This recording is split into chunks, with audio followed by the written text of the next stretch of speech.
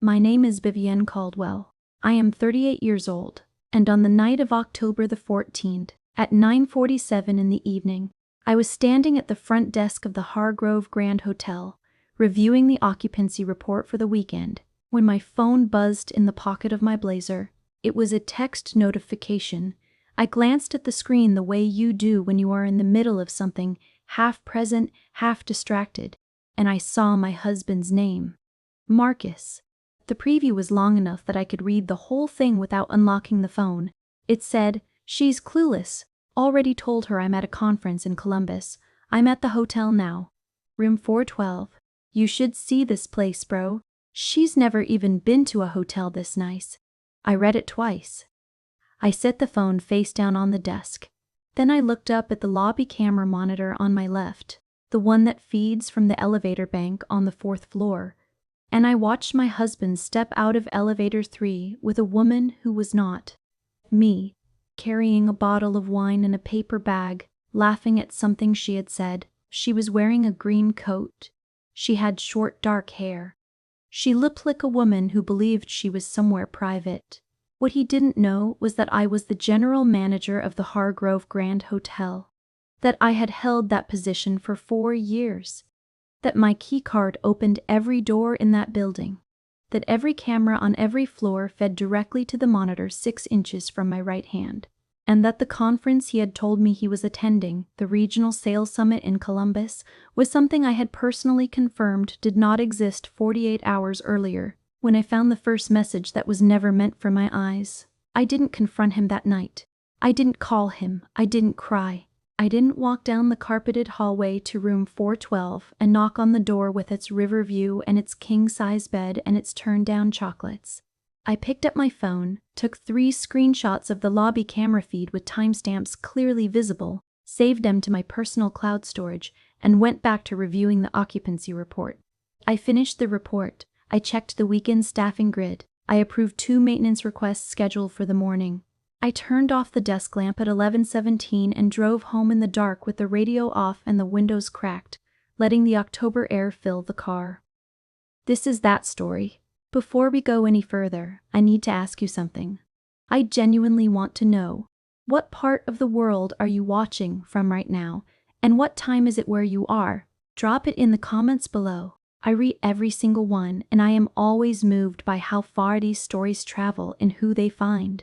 And if you connect with stories about women who are dismissed and underestimated by the very people who are supposed to protect them, women who build something real and lasting without asking for permission, please hit the like button and subscribe to Revenge Chronicles. It means more to this channel than I can adequately put into words. I grew up in Dayton, Ohio, the oldest daughter of Gerald and Patricia Caldwell. My father was a hospital administrator, the kind of man who believed that good systems, properly maintained, made almost everything work. My mother was a high school librarian who read 400 pages a week without fail and who had a considered opinion about every book, every person, and every situation she encountered. She was not a loud woman. She was a precise one. She raised me to notice. She raised me to be still when other people were reactive. Because she understood, the way that women who have watched the world carefully for a long time always come to understand, that a woman who keeps her voice low forces the whole room to lean in. I have lived by that since I was 12 years old. I was a thorough student, not the kind of brilliant that announces itself in the first 5 minutes of knowing someone, but the kind that becomes visible over time, in the footnotes and the follow-through and the results that appear quietly where you expected them to appear, because someone was doing the work that no one was watching. I studied hospitality management at Ohio State University. I graduated with honors in May of 2008 into a recession that was dismantling every industry that relied on discretionary spending. Hotels were not immune, so I started where starting was possible. My first job was as a front desk associate at a Marriott property in Cincinnati. I was 22 years old, earning $14 an hour, wearing a polyester vest, and memorizing the names of every regular guest who came through the lobby. Not because I was instructed to, but because I had understood very early that knowing what people need before they have to ask for it is the foundation of all genuine influence. From Cincinnati, I moved to Indianapolis as a banquet coordinator at a Hilton property. From Indianapolis to Louisville as assistant food and beverage director at a boutique hotel with 60 rooms and an ambitious dining program. From Louisville to Pittsburgh as a revenue strategy analyst at a full-service conference property that hosted 500 guests on a busy weekend. I was not impatient in any of these roles. I was efficient, which is different. I understood what each position had to teach me, and I stayed until I had learned it completely. By the time I was 29 years old, I had worked in 11 roles across 7 properties in 4 states, and among Midwest hospitality hiring managers, my name had a particular kind of currency. She comes in when something is broken and she fixes it quietly. In 2014, I accepted the position of operations manager at the Hargrove Grand Hotel in downtown Cleveland. The Hargrove was a 160-room property. 4 stars, river views, a rooftop bar that won a regional design award in 2016, and a dining room that the Plain Dealer had reviewed favorably twice and Cleveland Magazine had called the best hotel restaurant in the city.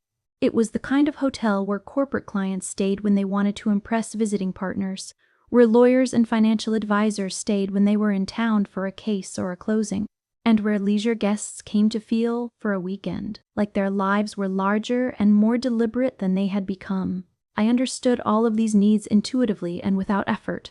The ownership group.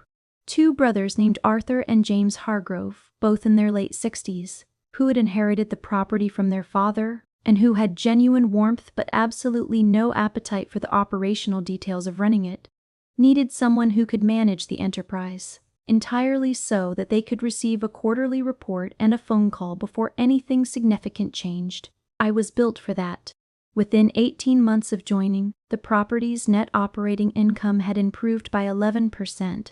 By the end of year 2, it had improved by 24%, and the guest satisfaction scores were the highest in the hotel's recorded history. The Hargroves renewed my contract and increased my compensation, and eventually, in May of 2021, elevated me to the title of general manager, the first woman to hold that position in the hotel's 31-year history. The announcement appeared in the Cleveland Business Journal with my photograph. It was one of the quieter, proud moments of my life. I met Marcus Whitfield in October of 2015 at a charity gala for the Cleveland Art Museum. He was 34, tall, broad-shouldered, with a quality I would describe now, with the particular precision that only arrives through the experience of having been wrong about someone, as performed warmth. It is different from actual warmth. Actual warmth comes from a genuine interest in other people. Performed warmth comes from a genuine understanding of how interest looks and what it produces in the person it's directed at. Marcus understood this exceptionally well. He was a regional sales director for a pharmaceutical distribution company based in Akron. His job required him to meet people constantly, to read what they wanted in the first 30 seconds, and to present himself as the version of himself most likely to be welcomed. He was excellent at this. I mistook excellence for authenticity. We dated for 2 years. He proposed on a Saturday morning in April of 2017 on the observation deck of the Rockefeller Building, with a ring he had selected after consulting my mother, which I found, at the time, completely and without reservation, unbearably touching. We married in September of 2018. 42 guests. White roses and eucalyptus. The ceremony held in a stone chapel in the Cuyahoga Valley that my mother had located in a guidebook and declared perfect on the basis of its light and its proportions. I was 31 years old. I was happy in a way that I believed, without evidence to the contrary, because I had not yet collected it, was solid and real. And for the first 2 years, I think it was. I want to say this plainly, because I have no interest in rewriting the past into something less complicated than it actually was. Marcus was funny when he was present. He was interested in my work in the way that people who understand institutions are sometimes interested in how other institutions function, professionally curious rather than personally invested. But it read, at the time, as care. He came to the hotel's anniversary events. He told people at professional gatherings with what appeared to be genuine pride that his wife ran one of the finest hotels in Cleveland. He was capable of warmth. He simply reserved it, I came to understand, for whatever was in front of him at any given moment, which made it less like warmth and more like a light that swings. There was the holiday party of December 2020, when Marcus came home from his company's annual gathering with a lightness in his step that did not match the subdued version of events he described on the drive home. The traffic had been bad, he said. The venue had been underwhelming. Someone from accounting had made an awkward toast. And yet he hummed something in the shower that night for the first time in months. I noticed. I did not say anything. I filed it away alongside the morning in August, when he came home from a weekend fishing trip with his college friend Brendan, a man I had met 4 times and who seemed perfectly pleasant, and who he occasionally saw on actual fishing weekends, but who had texted Marcus. While Marcus was in the shower and his phone was on the kitchen counter, a string of messages that began with "How'd last night go?" and continued in a direction I stopped reading after the 3rd message. That phone was facing away from me. I was across the room. I walked over to refill my water glass and I saw the screen. I looked away. I refilled my glass. I went back to what I was doing. I gave Brendan, in my mind, every conceivable interpretation that would make the messages innocent. I gave him a full character rehabilitation that he had not earned, and that I spent approximately 48 hours constructing before I let it settle into the part of my memory where I kept the things I was not yet ready to know. That was 2021, the same year as the historic promotion, the same year as the thumbs up emoji. I was carrying all of it in the same file, and the file was getting heavy, and I had trained myself not to open it. The erosion was slow and it arrived disguised as reason. The small corrections at dinner parties. Actually, Vivian is off by about 2 months on the timeline. Could be precision. The way he summarized my career to his family with a careless wave. She works at the hotel downtown. Could be shorthand that meant nothing. The weekend he returned from Pittsburgh in September of 2023 with his laundry already started and the smell of a guest soap from our own hotel's amenity line on his collar, that could, in the most charitable accounting, have an innocent explanation. I gave every available charitable explanation its full hearing. I gave it to the thumbs up emoji he sent in response to the Cleveland Business Journal article about my historic promotion. I gave it to the December of 2020 when he came home from his company's holiday party, with a lightness in his step that didn't match the description he gave of the evening. I gave it to the August email preview from someone named Kayla Fennessy with the subject line "Last Night" that I looked away from before I had consciously decided to. I was very practiced at looking away. Women who love people who need to be protected from what we notice develop this practice without knowing they're developing it. We think we are being generous. We are sometimes simply afraid of what clarity would require. What would it require in my case? It would require me to acknowledge that the man I had married in a stone chapel in the Cuyahoga Valley, the man who had consulted my mother about a ring, the man who had stood next to me at professional events and told people he was proud, had been building a different life alongside the one he showed me. And what that acknowledgement would then require was action. And action, when you have built a shared life over 6 years, is an enormous and exhausting undertaking. I understand now why we look away. I understand it, and I no longer judge myself for how long I looked away. But I also know that looking away is not neutrality. It is a choice, and like all choices, it has a cost.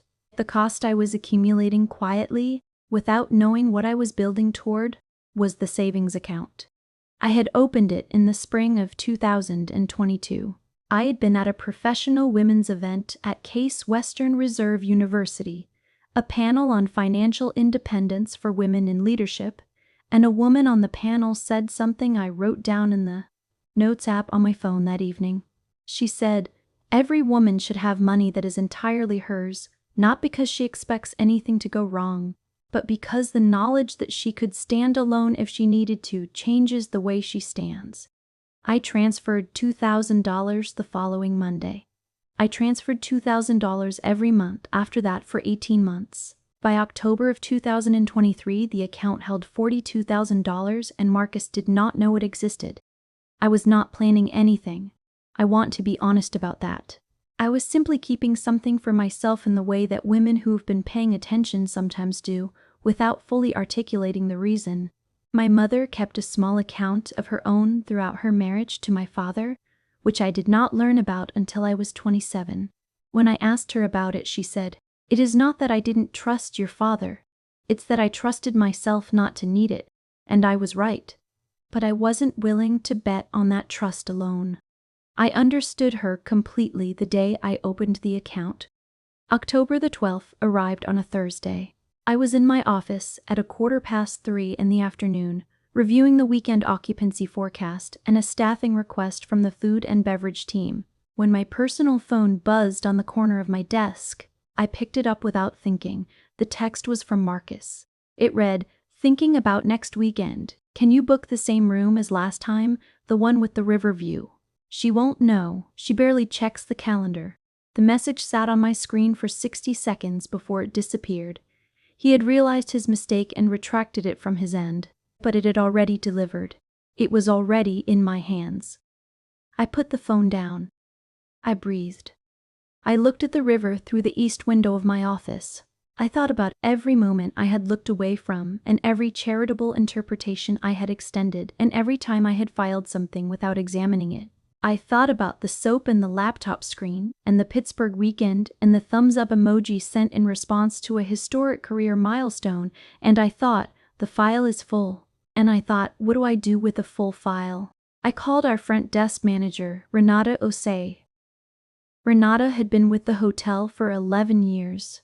She knew every regular guest by sight, and she knew my face well enough to know, from the cadence of my voice on the phone, that something had changed. I asked her casually whether she had noticed a gentleman fitting Marcus's description checking in as a repeat guest. Tall, dark-haired, usually in a blue or gray sport coat. She was quiet for a moment, and then she said, "That sounds like the guest in 412. He's in about 3 times this fall. Riverview King. Very polite. Always tips the housekeeping." She paused. "Is everything all right, Miss Caldwell?" I told her everything was fine. I thanked her for her time. I put the phone down and opened the hotel's merchant processor records and cross-referenced the credit card associated with the 412 bookings against our household statements, which I had managed for the entirety of our marriage. I found the match in 4 minutes. It was the card he used for what he had always called business expenses. I sat in my office until 5:30, then I went home. The next morning at 8:45, I called Sandra Park. Sandra Park was a family law attorney who specialized in high-asset divorce proceedings. She was 51, direct, and the kind of professional whose precision was not a personality trait but a methodology. I had met her twice, once at a women in business luncheon and once at a benefit for the Cleveland Food Bank, and in both instances I had come away thinking that she was someone I would want in my corner if I ever needed a corner defended. I gave her the outline. She told me what I needed, and she said the word documentation 4 times in 22 minutes. Each time she said it, I made a note. I spent the rest of October, the 13th, a Friday, gold and cold in the way Cleveland's October can be, gathering what I had. I pulled 3 years of credit card statements and highlighted the charges associated with the 412 bookings. I printed the text from October the 12th and dated the screenshot. I retrieved the prenuptial agreement from the fireproof box in my home office closet and read it start to finish for the first time since we had signed it. Page 7, paragraph 4, subparagraph D. The morality clause. Infidelity, defined in the agreement as a documented extramarital romantic or sexual relationship, would void any claim the offending party held to the other party's separately accrued professional income and individually held assets. Marcus had suggested this clause during the prenuptial discussions. His attorney at the time had told him it was standard protective language. Marcus had agreed without understanding that it protected us both.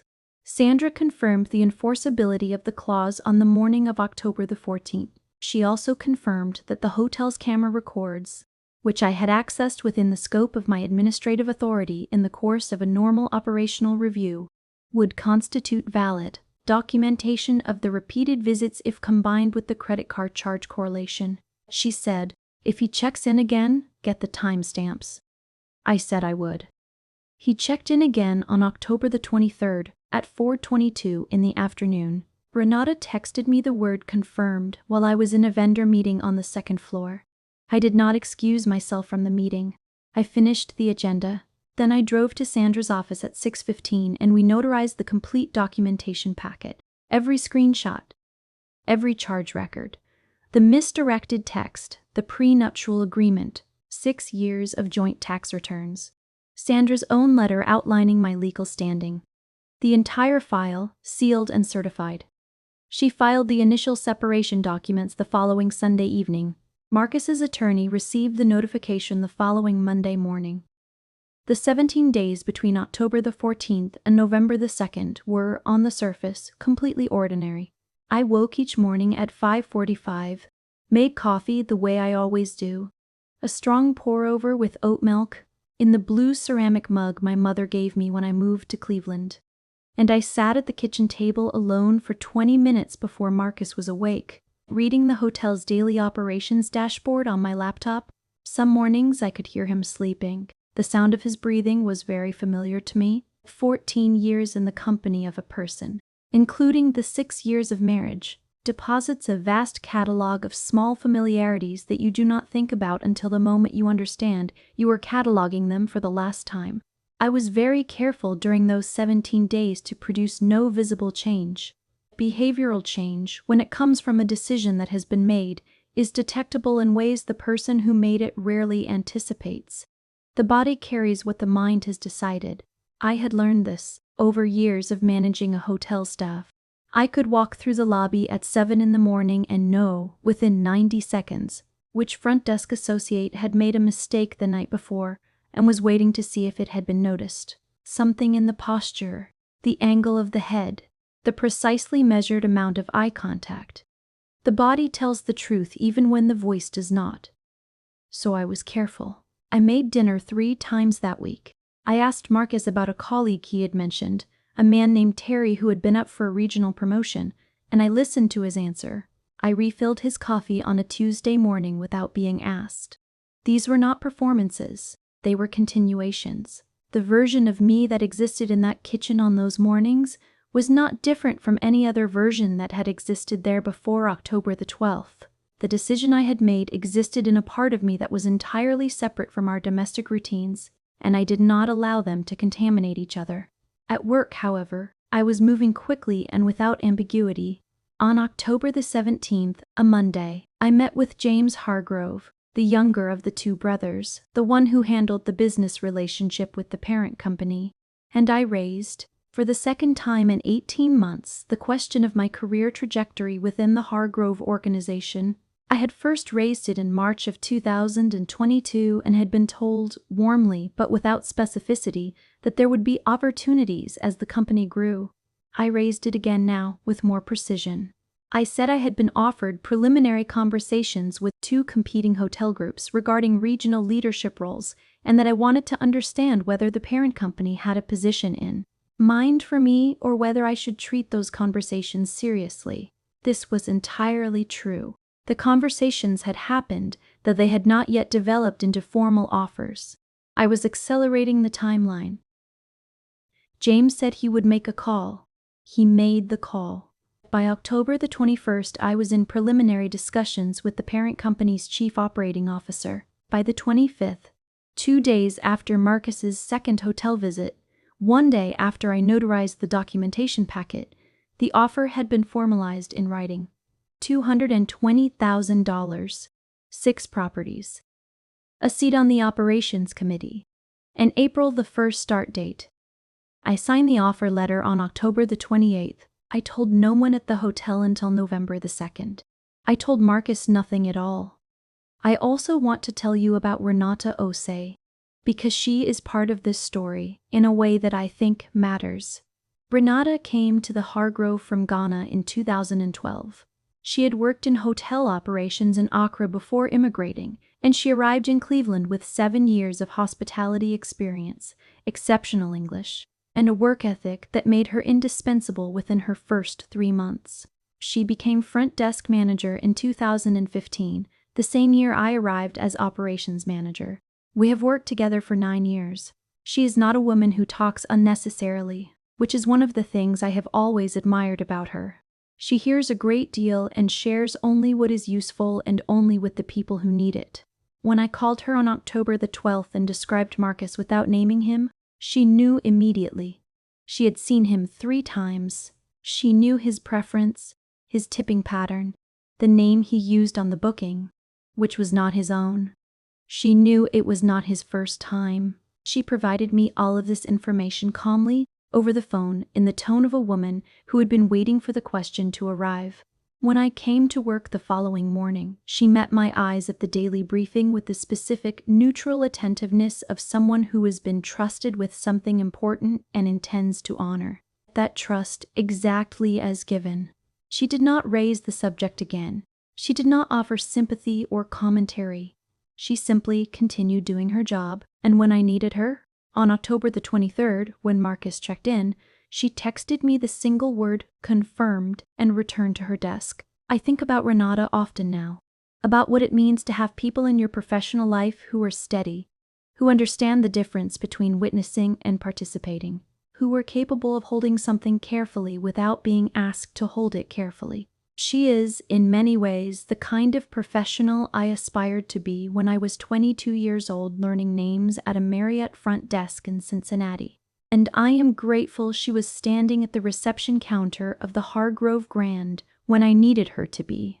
The days between October the 23rd, the day of the second documentation, the day Marcus checked into 412 for what would be the last time in his particular combination of confidence and carelessness, and November the 2nd were quiet in a way that had texture. I was aware of the shape of what was coming. I had arranged all the pieces, the documentation, the legal filing, the corporate offer letter signed and dated. What remained was the public truth, not the private one I had already completed, that had been closed with a notary stamp in Sandra's office. The public truth. The one that would shift the room's understanding. The one that would make what was true privately also true where other people could see it. I did not construct the partner appreciation dinner as a scene. I want to be honest about this, because I think there is a version of this story in which a woman plans a theatrical reveal and takes a kind of satisfaction in its design that I have no interest in claiming. The dinner was a pre-existing event. I was already speaking. The announcement about my promotion was real, and the timing of it, choosing to make it at the dinner rather than in a quieter setting, was partly professional. The guests deserved to be the first to know. Partly the recognition that this was the right room for a fact to become visible. Marcus's presence was not manufactured. He had confirmed his attendance in September before I knew anything with certainty. What I did choose was the one line I said at the podium that I had not said in any previous year. The line about what happens inside a building not staying private from the people responsible for it. I chose that line. I knew what it would do when it landed. I said it with the full awareness that it would arrive in Marcus's understanding as what it was. I do not apologize for that choice. I made it with my eyes open and my voice steady and my hands calm at my sides, and I stand in that choice completely. Marcus did not know this. He came home on the Thursday evening of October the 26th in his usual way, set his bag by the stairs, asked what I was making for dinner. I was making pasta with a white wine sauce and roasted tomatoes, a meal I had made perhaps 100 times in this kitchen, and the ordinariness of the moment was something I held carefully, the way you hold something that is about to become different. I plated 2 servings. We ate. He told me about his week. I listened. I asked a question or two. We went to bed. He did not know. He was still comfortable. November the 2nd arrived on a Friday. The partner appreciation dinner was the most visible event of my professional year. 68 guests, seated in the main ballroom, corporate accounts and their partners, the kind of dinner that required 4 weeks of planning and produced, when executed well, the sort of evening that people mentioned the following year when they confirmed their attendance again. Our executive chef, Priscilla Moncuzzi, had designed the fall menu: roasted beet salad with whipped chèvre, pan-seared lake perch with a lemon capper beer blanc, a short rib braise that had been going since 7 in the morning. The room was dressed in deep burgundy and candlelight. It was, objectively, the finest version of the event I had ever produced. Marcus arrived at 7:15, handsome in his gray blazer with a welcome reception Pinot Grigio already in hand, moving through the room with his particular ease, stopping to speak with people I worked with, making them laugh, touching elbows, remembering names. He was very good in a room, he always had been. I opened the dinner at 7:45 with my standard remarks. I thanked the guests. I spoke about the year's occupancy performance, our guest satisfaction rankings, the spring renovation of the rooftop terrace that was already generating significant advance interest. I was composed. My voice was steady. Marcus sat at table 4, 6 feet from the podium, and he was looking at me with the comfortable, proximate pride of a man who believes everything around him belongs to him in some loose and unexamined way. After the dessert service, I returned to the podium. I said I had one additional announcement. The room settled. I said that following conversations finalized that week with the Hargrove parent company, I had accepted the position of Regional Vice President of Operations. Effective April the 1st, the role would place me over 6 properties across the Great Lakes region with a compensation package of $220,000 annually, a transition allowance, and a seat on the company's operations leadership committee. I had been waiting for the right room and the right moment to make the announcement, and this was both. The applause began before I finished the sentence. The room shifted and brightened the way rooms do when something genuine happens in them. I thanked the guests. I stood at the podium for a moment longer than I needed to, and I said, because it was simply true, and I had not planned to say it and felt no need to perform it. I also want to take a moment to acknowledge the Hargrove for 4 years that taught me, above almost everything else, that what happens inside a building does not stay private from the people responsible for it. I looked at Marcus when I said it. He was still smiling. I watched the smile stay on his face past the natural moment of its expiration. A note held too long after the music has moved on. And then it let go. His eyes traveled from my face to the table in front of him. He set his dessert spoon down on the edge of his plate with the particular precision of a man making a very deliberate effort to appear unhurried. He looked up at me again, and I was already looking at the room, thanking the guests, stepping away from the podium. Renata, stationed near the kitchen entrance, gave me the smallest possible nod. He texted at 9:53 while I was saying goodnight to guests in the lobby. The text said, "We need to talk." I read it. I put the phone back in my pocket and turned to the partner of our longest-standing corporate client, who was pressing my hand and saying congratulations. And I told her what an honor it had been to serve their account and how much I was looking forward to what was coming next. He called 6 times between 10 and midnight. I did not answer. I drove home at 12:38, changed, poured a glass of water, sat at the kitchen table in the dark with the house quiet around me and the October wind outside pressing against the windows. I sat there for a long time. I was not triumphant. I was not grieving. I was something closer to clear. The particular clarity that arrives when you have finally stopped carrying something that was not yours to carry. He came home at 1:17. I heard his key, his footsteps, the pause before he found me. He sat across from me. He put his face in his hands. He stayed that way. Then he said, "How long have you known?" I said, "Long enough." He said, "I'm sorry, Viviv." He said it twice. And I believe, because I am trying to remain honest about the complete human truth of this rather than the satisfying version, that in that moment he meant it, that the regret was real, that he was looking at something he had broken and he felt the weight of having broken it. But an apology that arrives as a response to being witnessed is a different object from one that arrives because a person recognized on their own, in the dark, what they had done.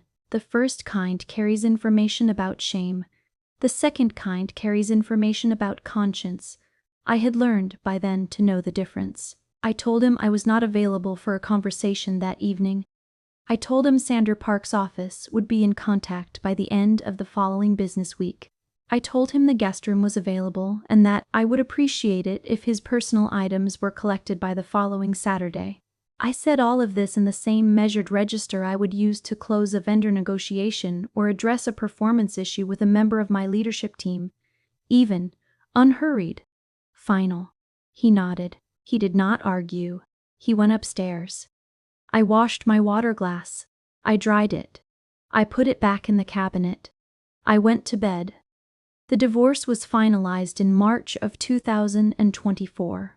The prenuptial morality clause held. Marcus had no claim to my professional income, my career assets, or the $42,000 he had never known existed. The house sold in February, a clean transaction, both our attorneys present, no drama, the proceeds divided as agreed. It was over. It was clean. It cost me exactly what it cost me, and not $1 or one moment more. I began my role as regional vice president on April 1st. 6 properties, 419 rooms, a combined revenue target of $41 million, an office on the 14th floor with a window that faces the river where on clear mornings the light comes off the water at an angle that makes the whole city look briefly, beautifully unreal. I want to talk to you now about silence. Not the silence of a woman who has been made small. I know that silence, and it is a different thing entirely. Tight and airless and full of what has been suppressed. I am talking about the silence that belongs to you. The silence that you have chosen because you are building inside it. Every day for 18 months, I transferred $2,000 into an account he didn't know about. Every day I ran a hotel to a standard that was called a little promotion at a family dinner. Every day I attended to the work, the operations briefings, the vendor reviews, the guest relations challenges, the staffing disputes, the revenue forecasting, with the complete attention of someone who understands that excellence is its own argument. I was not doing this as strategy, I was doing it because it was my work, and I take my work seriously. But the cumulative effect of doing your work seriously, over time, in the silence that no one is watching, is that when the silence breaks, you are standing in something solid. The night in the ballroom did not change who I was. It changed what was visible. What I was, I had been the entire time. Through the thumbs-up emoji and the Pittsburgh weekend and the deleted text, and every charitable interpretation I had extended past its rational limit. I was always running the hotel. I was always building the credentials. I was always transferring the money. The room didn't know it. That is the room's limitation, not mine. What I lost when Marcus left was real. I want to name that honestly, because I think these stories sometimes skip the part where loss is loss. I lost the version of my future I had built around a person who turned out to be a set of excellent habits rather than a man of genuine character. I lost the kitchen table conversations and the familiar weight of another person in the house. I lost something I had genuinely loved, even if what I had loved was not entirely real. Grief and relief are not mutually exclusive. You can be both at once. I was. I see a therapist named Dr. Alicia Brown on Thursday afternoons. She has helped me understand, over 7 months of careful work, that what I called charitable interpretation was, in some of its iterations, a form of self-protection that had outlasted its usefulness. That is the harder lesson. Not that Marcus betrayed me. That is his failure, and I have placed it squarely in the category of things that belong to him. The harder lesson is what I was protecting myself from knowing, and for how long, and at what cost. That work is ongoing. It is the most important thing I do on Thursdays. Marcus, I understand, has relocated to Columbus. I do not know more than that, and I don't need to. I hope he does the kind of reckoning that his particular set of choices eventually makes necessary, and I hope it is useful to him. And I genuinely wish him a life in which he becomes more than the performance. That is not sentiment, it is accuracy. I am not generous toward him out of fondness. I am generous toward him because carrying bitterness about someone who no longer occupies your life is a form of continued cohabitation, and I am done sharing my space. And in the months that followed, I did something I had not anticipated needing to do. I went looking for the woman I had been before I started looking away. She was not difficult to find. She had been there the whole time, filing things, observing, building the savings account, transferring the $2,000, earning the promotion, accepting the regional role, doing every bit of the work that the room had been slow to acknowledge. She had not disappeared. She had simply been quieter than I remembered her being before the marriage, or before the particular quality of care that Marcus required, the care of a woman perpetually calibrating herself against the needs of a man who needed to be the most significant presence in any room he entered. I had been calibrating for so long that I had forgotten it was a choice. Dr. Brown asked me, in our third session, what I missed about my marriage. The question surprised me. I had expected to be asked what I was angry about, or what I had lost in practical terms, or what I feared. She asked what I missed. I sat with it for a long time. Then I said, I missed the version of myself who believed she had made a sound choice. Not Marcus. Not the house, or the routines, or the weight of another person's presence. The self-belief that comes from thinking you have chosen well. That is what erodes first when a betrayal is confirmed. Not love, which had already begun its long, quiet departure. It is the belief in your own judgment. It is the trust in what you saw and what you chose. That is the deepest loss, and it is the thing that takes the longest to rebuild. I am rebuilding it, carefully and without rush. I trust my observations now in a way I did not fully trust them during the years of marriage. When I notice something, I look at it. When something feels inconsistent, I do not immediately build a charitable interpretation around it. I have learned the difference between generosity of spirit, which is a value I intend to keep, and the reflexive protection of another person's comfort at the expense of my own clarity. Those are not the same thing. They look the same from a distance. They feel very different when you are living inside them. The career has continued to expand in ways that I find, in my better moments, genuinely thrilling. The regional VP role has brought me into contact with a caliber of professional challenge that I had not had access to before. Market positioning decisions across 6 properties. A capital allocation process that required me to understand real estate finance in a way my hospitality background had not previously demanded. A leadership team that was larger and more varied than anything I had managed before. I have been good at it. Not because I suddenly became someone different after the divorce, but because the version of myself that runs hotels has always been good and is now running in a lane that fits her properly. There is a woman on my regional leadership team, a director of operations at the Hargroves Traverse City property, a 32-year-old named Margot Ellerby, who is the sharpest revenue strategist I have worked with at any level, who came to me 3 months into my tenure and asked me, very directly over coffee, how I had gotten here. Not the career steps. She had those from my public bio. She meant the other thing. The interior architecture.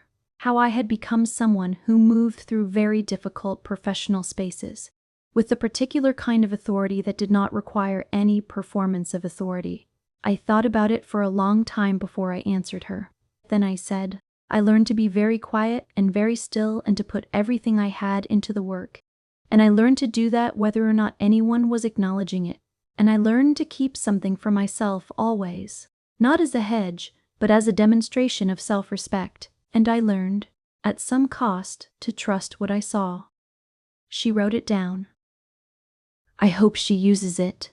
If you are watching this and you are sitting right now in the version of this story that I was sitting in, the version where you are the woman who files things away, who gives benefit of the doubt past the point where doubt has any benefit left to give, who has looked away from open laptops and misdirected texts and the smell of a different soap and told yourself a reasonable story about each one, I want to say something to you that I mean without any performance attached to it. You are not invisible, you are not clueless, you are not behind or small or slow. You may in fact be the most perceptive person in your household, and the only reason your perception has not yet become visible to the people around you is that you have been using it to maintain peace rather than to protect yourself. That is a choice. It can be unmade. The question worth asking is not, when will they finally see me? That question places your power in someone else's hands. The question is, what am I building in the silence? What accumulates behind the stillness I have learned to carry?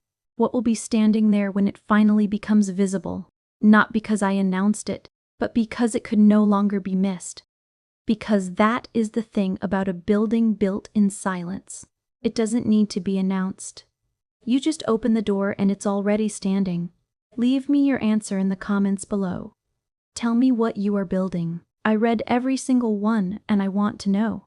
To every person who has ever subscribed to Revenge Chronicles, who has sat with these stories late at night when the house is quiet and the world outside has gone still and you have finally found 10 minutes that belong only to you. I want to say something that I mean genuinely. You are not alone in your story. Not in any version of it. The fact that you found this video, that you stayed through all of it, that something in it landed true, that is not an accident. That is you looking for something that confirms what you already know about your own worth. You are right about what you know. Please subscribe to this channel if you have not yet. Turn on the notification bell so you never miss a story. We are 3 people who show up every single day to make these videos because we believe that the women inside these stories and the women watching them deserve to be heard with full dignity and full force. There is a new episode every single day. We will be here tomorrow and the day after, and every day that follows. We will see you then. There are mornings now when I drive to the office before sunrise, and the city is very quiet and the highway is nearly empty, and I think about what it means to have rebuilt something that was always yours, not built from scratch. I want to be precise about this, but rebuilt, reclaimed. There is a version of this story in which I am the woman who was wronged, who prevailed, who moved on. That version is true, but it is too small. The larger version is this: I am a woman who learned, at some cost, to stop looking away. And that learning, which began in a kitchen with an open laptop and a coffee machine and a subject line I chose not to read, and continued through 17 very quiet days in October, and concluded in a hotel ballroom in front of 68 witnesses who had nothing to do with my marriage. That learning is the thing that belongs to me completely. Marcus cannot take it. Time cannot diminish it. It is mine in the way that only the things we earn through real difficulty ever become fully ours. That is what I want you to take from this story, if you take anything. Not the cameras, not the prenuptial clause, not the ballroom announcement. Those are the shape of the story. The substance is simpler and harder. The woman who trusts what she sees, even when trusting it is inconvenient, even when it requires action, even when the action is enormous. That woman is not a victim of her circumstances. She is the architect of what comes next. I am still learning to be her consistently. On the good days, she is very near. On the harder ones, she is a few steps ahead and I am walking toward her. That is enough. That is, I think, exactly enough.